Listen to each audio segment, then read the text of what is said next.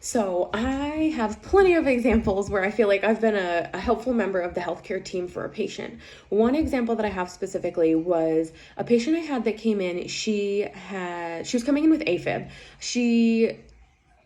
I guess you don't need this much background, but she had been in her car, ran out of oxygen, like her regular oxygen.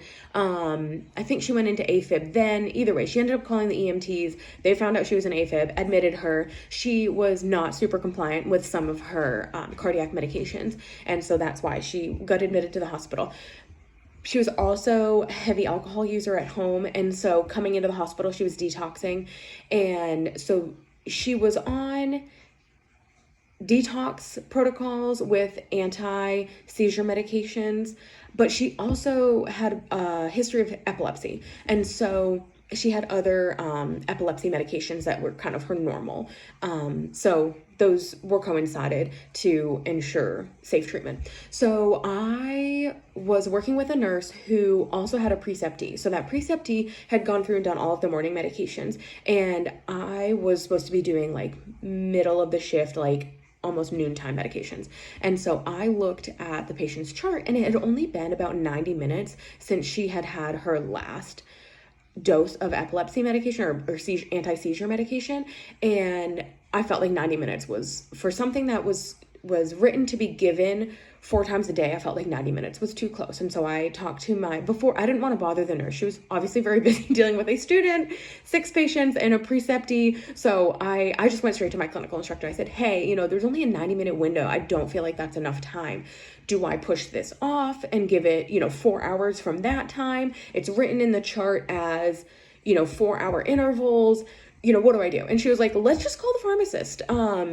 She said, there are ways that we can go ahead and push it back and change it, but you finding out that it's only 4 hours apart, like, let's just get the pharmacist in the loop of communication. So I called the pharmacist and I said, hey, this patient, she's coming in, she's detoxing from alcohol. She's got this medication that's written to be given every 4 hours. And so I was like, she's only been given it this. I know it's not time yet, but also she has epilepsy. And he was like, oh, so because that medication was given for the alcohol detox, but she also had epilepsy, me telling the pharmacist that, he was like, you know what, let's just change it. Let's just change it so it's actually 4 times a day instead of it being given over 16 hours, those 4 hours apart, just to make sure she's covered, like whether it's a seizure from her epilepsy or a seizure from alcohol detox. He was like, that's right. Like, let's go ahead and make sure that that's covered so we don't have any concerns. We don't have any seizure episodes.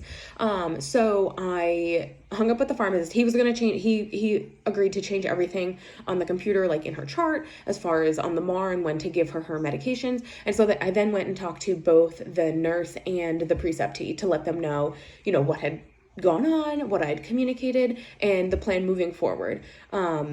So it was really helpful. I also had gone on and seen in her MAR where the preceptee had given the dose was for a half dose, and it was charted as if the patient was given a full dose. So I also let them know that. And so they were able to fix that and confirm that patient had been given the proper dose.